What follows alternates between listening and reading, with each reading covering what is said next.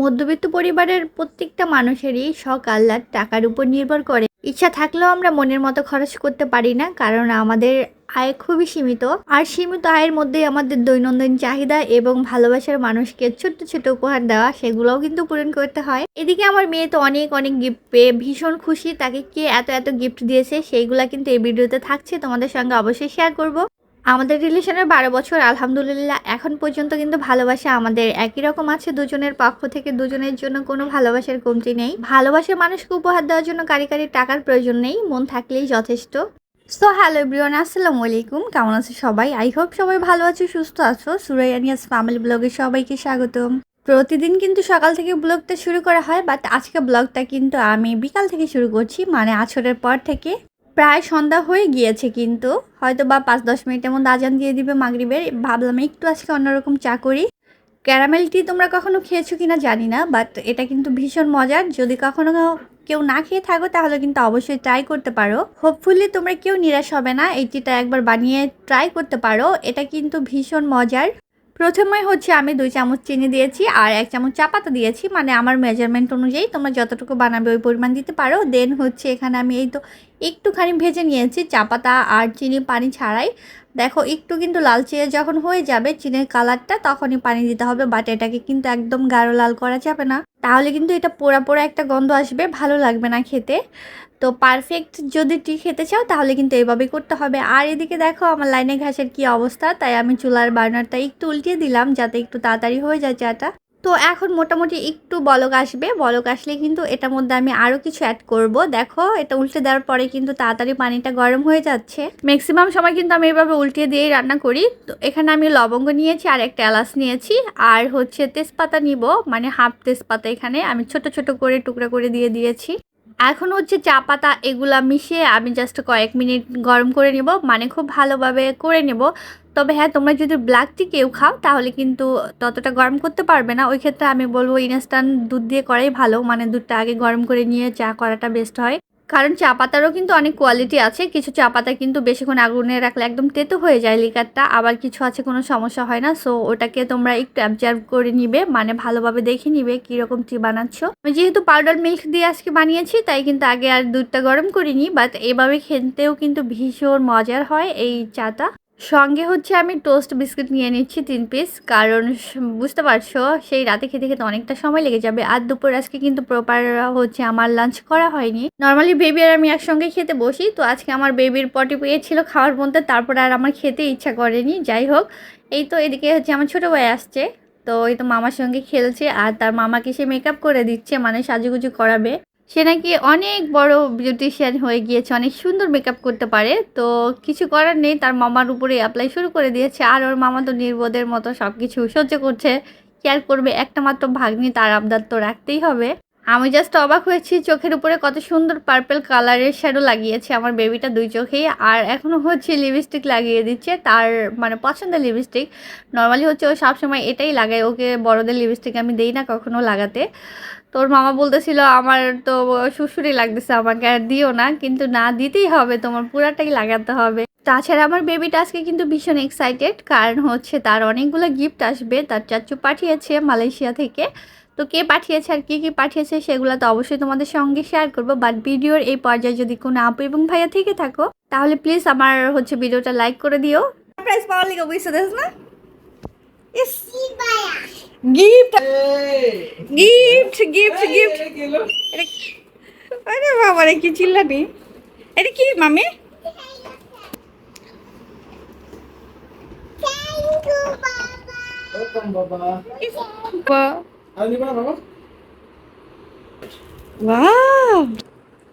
ধরো, আরে বাবা রে,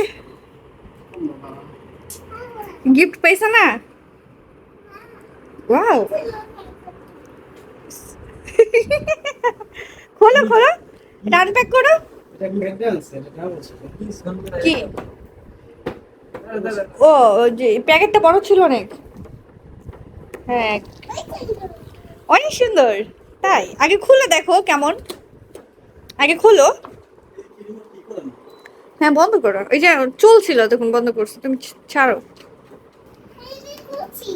তুমি অনেক খুশি সত্যি? শুনোস না, আমি আবার খুশি। ওর এই হেলিকপ্টার অনেক দিনের স্বপ্ন। কতবার বলছি কিনা দে, মানে দেশে থেকেই তো এমনি তো পাওয়া যায় তো খেলনা দোকানে সবসময়, কিন্তু না, ওর চাচু দেবে বলছে, মানে ওর ওইটাই লাগবে। ওয়াও, এটা তো সুন্দর। ব্যাটারি লাগবে না? ব্যাটারি নাই? ব্যাটারি নাই। অনেক সুন্দর। নিয়ে দিই তোমার হেলিকপ্টারটা, রেড কালার। ও হ্যাঁ, রেড কালার।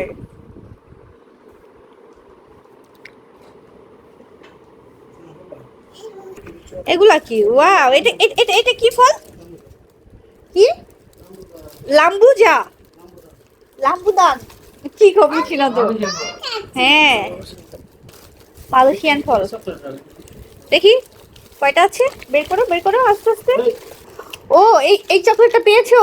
বাহ, এটা আমার বাচ্চা অনেক পছন্দ করে। মামি দেখো, তোমার ফেভারিট চকলেট। হ্যাঁ, দেখি এগুলা বের করি কয়টা আছে। কি কি নাম বললা? লাম্বুজা? লাম্বুদান? হ্যাঁ, আমি আমি এমনিতে ছবিতে দেখছি, কিন্তু কখনো খাওয়া হয় না এই ফলটা। দেখি আজকে ট্রাই করে দেখবো না কেমন লাগে। নিউটেলা চকলেটটা, এটা অনেক মজা জানো, এটা প্রত্যেকটা বাইরের চকলেট বের হবে। কিটক্যাট। আর আমার বেবির হচ্ছে পছন্দের চকলেট এটা। ফ্রিজে রাখতে হবে, বাঁকা হয়ে গেছে রে চাপচুপ খায়া চকলেট গুলা। এই তো আমার প্রিন্সেসের কত খাবার, তুমি খুশি হয়েছো?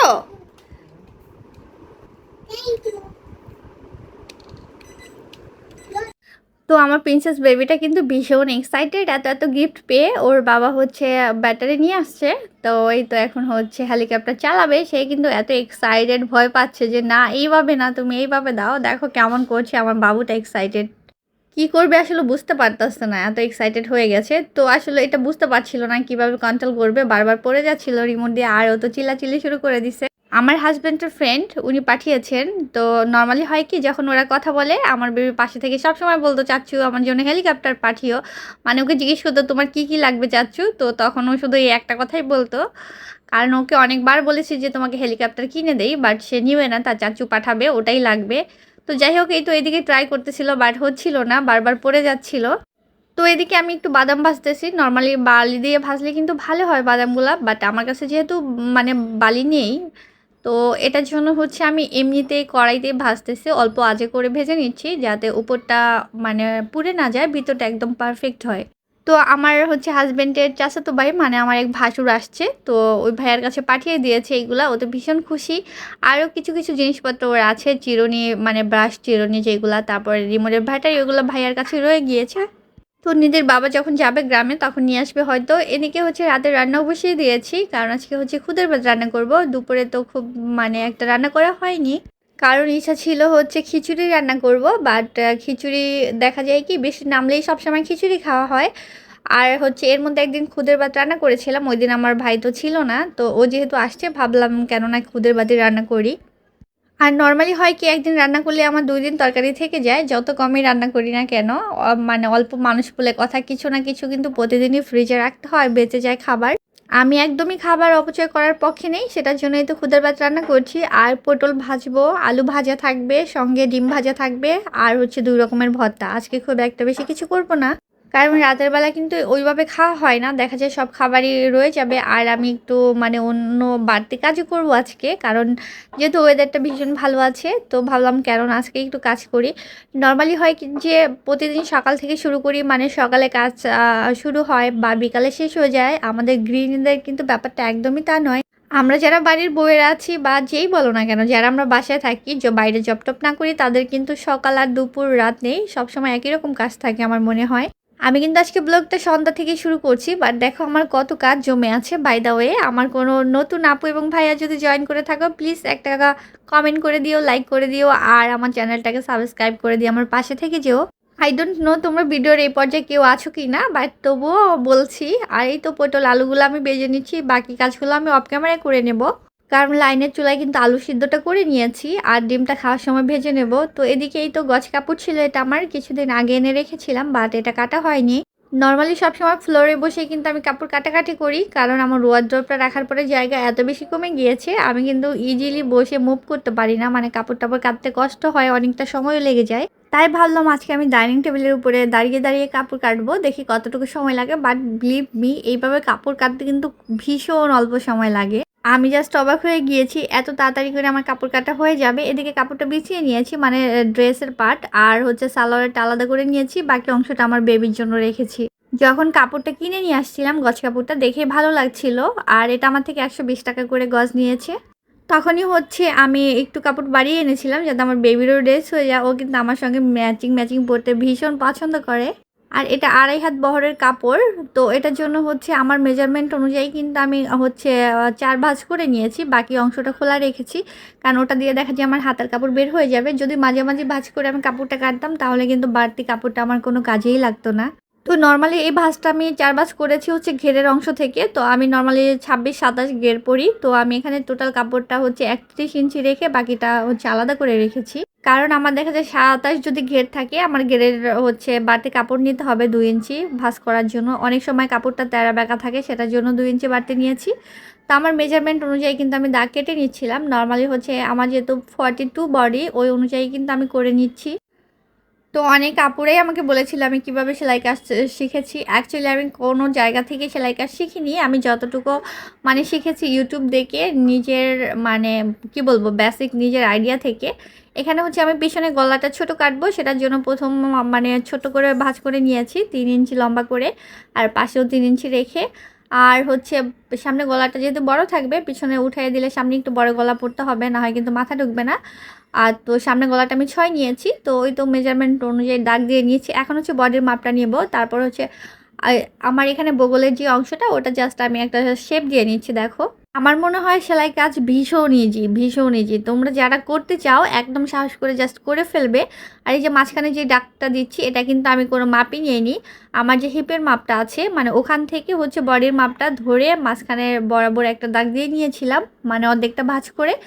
দেন বডি থেকে ধরে, আর দেখতে পাচ্ছ আমি কিভাবে ধরেছি শেপ কাটটা, ওইভাবে করে তোমার যেখানে পড়বে পয়েন্টটা ওটাই হচ্ছে তোমার পেটের মাপ হয়ে যাবে। আর এইভাবে ড্রেস বানালে কিন্তু একদম পারফেক্ট হয়। কারণ একটা ড্রেসের তোমার যদি কাপড় কাটা ঠিক না হয় তাহলে কখনোই কিন্তু গায়ে ফিটিং হয় না, ড্রেসটা দেখতেও ভালো লাগে না। অনেক সময় বাঁকা হয়ে যায়, কোনা বের হয়ে যায় ড্রেসের, গলা উপর দিকে উঠে যায়, অনেক রকমের সমস্যা কিন্তু হয়ে থাকে। বাট আমার ড্রেসে কিন্তু কখনোই এই টাইপের কোনো সমস্যা হয় না। তো যাই হোক, এক্সট্রা কাপড় কিন্তু আমি সেলাই করার জন্য নিয়ে নিয়েছি এখানে 1.5 ইঞ্চির মতো। আমি সবসময় একটু বেশি ধরে কাপড় নেই, মানে 1 ইঞ্চি নিলেই হয়ে যায়, বা 1.5 ইঞ্চি নিয়েছি। কারণ অনেক সময় হয় কি যে কাটা ছিঁড়া এদিক সেদিকে হয়ে যায়, কাপড়টা যদি শর্ট না খায়, সেটার জন্য আমি একটু বেশিই নিয়ে নেই। আর ঘেরের জন্য দেখো আমি এখানে হচ্ছে 27 ইঞ্চি রাখবো, 2 ইঞ্চি বাড়তি নিয়েছি। তো আমার মোটামুটি হয়ে গিয়েছে, আমি জাস্ট এই তো একটু কাট করে নিচ্ছিলাম যাতে সেলাই করার জন্য আমার সহজ হয়। তো আল্লাহর রহমতে এই পর্যন্ত আমি যত ড্রেস বানিয়েছি কখনোই কিন্তু আমার ড্রেস উল্টাপাল্টা হয়নি, ভুল হয়নি, বা আছে না যে অনেক সময় তেচ্ছা হয়ে যায়, দেখা যায় হাঁটলে ড্রেস অন্যদিকে চলে যায় বা গলা উপর দিকে উঠে থাকে, এরকম কখনোই কোনো প্রবলেম আমার হয় না। আমি ভিতর থেকে একটা পার্ট বের করে নিয়েছি, কারণ যেহেতু সামনে গলাটা বড় হবে, তো 2 পার্ট সহ কাটলে কিন্তু 2 পাশে সেম মানে গলা বড় হয়ে যাবে, তাই ভিতর থেকে একটা পার্ট আলাদা করে রেখে দেন যে মানে পাশে দাগ দেওয়া ছিল ওই পাশটা আমি রেখেই তো দেখো সামনে গলাটা কেটে নিচ্ছি। এখন কিন্তু আমার পিছনে গলাটা ছোট আর ও হচ্ছে সামনে গলাটা বড়। আর এখানে হচ্ছে আমি আরমোলের যে মাপটা ওটা একটু নিয়ে নিচ্ছি, কারণ যেহেতু হাতার কাপড় কাটতে হবে, এখানে টোটাল কত আছে ওই অনুযায়ী যাতে আমি হাতাটা বানাতে পারি। এইভাবে যদি মাপ নিয়ে নাও তাহলে কিন্তু অ্যাকুরেট হয়, কখনো হাতের টাইট হয় না বা টান খায় না, বগলের নিচে যথেষ্ট কাপড় থাকে। আর এদিকে দেখো আমার হাজব্যান্ড আমার জন্য এই তো ফুল নিয়ে আসছিল, বাট সেটা কিন্তু আমাকে বলেনি, লুকিয়ে রেখেছিল। দেন এই তো এখন আমাকে হঠাৎ করেই ফুল দিল। তবে মানে কি বলবো, আমার হাজব্যান্ডের থেকে কিন্তু আমি সবসময় ফুল টুল পাই, ইদানিং অনেক দিন ধরে ফুল দেয় না। আমি কয়েকদিন আগেও বলছিলাম যে কি ব্যাপার, ভালোবাসা কি কমে গিয়েছে, এখন তো আমাকে অনেক দিন হচ্ছে ফুল এনে দাও না। নর্মালি ইদানিং ও অনেক বেশি ব্যস্ত থাকে, দেখা যায় ইচ্ছা করলেও সবসময় দেখা যায় ফুলের দোকান খোলা থাকে না, বা ওই পাশ দিয়ে আসা হয় না, সেজন্য নিয়ে আসতে পারে না, সেটা আমিও বুঝতে পারি। বাট ওই যে একটা কথা বলে না, সুযোগ পাইলে কি আর মহিলারা কথা না শুনিয়ে ছাড়ে। তা আমিও এরকম কথা শোনাই, অনেকদিন ফুল দাও না, আমাকে ভালোই বাসো না এখন আর। যাই হোক, আজকে কিন্তু আমার হাজব্যান্ড হেঁটে হেঁটে অনেক দূরে যেয়ে আমার জন্য ফুল নিয়ে আসছে বেচারা। আমাদের বিয়ের 5 বছর, আমাদের রিলেশন মোট হচ্ছে 12 বছর চলছে। তো আলহামদুলিল্লাহ এর মধ্যে কিন্তু আমাদের কখনোই কারো প্রতি কখনো হয় না যে একটা অভিযোগ থাকে বা ভালোবাসার কমতি, এটা কখনোই অনুভব করিনি। তবে হ্যাঁ, অনেকেই বলতে পারো তোমাদের কি ঝগড়া হয় না?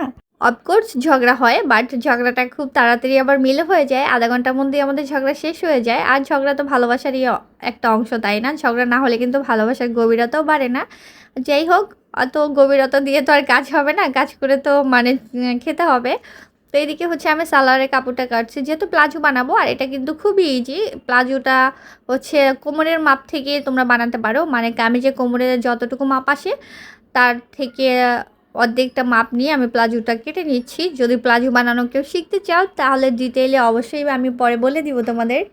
তো যেহেতু শাড়ি পরিনি আর খোঁপায় ফুলটা পরতে মন যাচ্ছিল না, তাই আমার হাজব্যান্ড কিন্তু হাতেই বেঁধে দিয়েছে। তো এই তো কাজ করছি, প্লাজো কাটা হয়ে গিয়েছে। আর এটা কিন্তু ভেরি ইজি একটা কাজ, প্লাজো কাটতে খুব একটা সময় লাগে না। আর বাড়তি যে কাপড়টা বের হয়েছে প্লাজোর অংশ থেকে, ওটা দিয়ে হাতের কাপড় কাটবো, কারণ ড্রেস থেকে মোটামুটি যতটা কাপড় বের হয়েছে ওটা দিয়ে কিন্তু আমার বেবির একটা কামিজ হয়ে যাবে। সেটার জন্য আর ওই ড্রেসটা মানে কাপড়টা নষ্ট করছি না। কারণ আমি যতটা কাপড় এনেছি ওটা দিয়ে দেখা যায় কি আমার বেবির জন্য আমি একটা ফ্রক বানাতে এনেছিলাম, বাট এখন কিন্তু একটা ড্রেসই বানাই দিতে পারবো, মানে সালোয়ারও হবে আবার হচ্ছে ওর কামিজও হয়ে যাবে। সেটার জন্য ভাবলাম যে আর আমি যতটুকু হাতা মানে পরি নর্মালি 2 কোয়ার্টার বলতে পারবো, আমি কিন্তু 3 কোয়ার্টার হাতা খুব একটা পরা হয় না। তো এই কাপড়টা দিয়েই বেস্ট হয়ে যাবে। আর যেহেতু আমি লেস দিয়ে বানাবো, যখন সেলাই করব তখন তো অবশ্যই তোমাদের সঙ্গে শেয়ার করব কি করে বানাচ্ছি। অনেকক্ষণ কাজ করছি, আমার বেবিটা কিন্তু একদম বোর হয়ে গিয়েছে। আজকে কিন্তু এই পর্যন্তই, আর ভিডিওটা বড় করব না। আর আমার প্রিন্সেস এসে বসে আছে আমার সঙ্গে খেলা করার জন্য। আই হোপ আজকে ব্লগটা তোমাদের অনেক বেশি ভালো লেগেছে। যদি ভালো লেগে থাকে লাইক কমেন্ট করে দিও। আর যারা প্রথমবার ভিজিট করছো প্লিজ সাবস্ক্রাইব করে দিয়ে আমার পাশে থেকে যেও। সবাই ভালো থেকো, সুস্থ থেকো, সবার জন্য অনেক অনেক শুভকামনা থাকবে। আল্লাহ হাফেজ সবাইকে।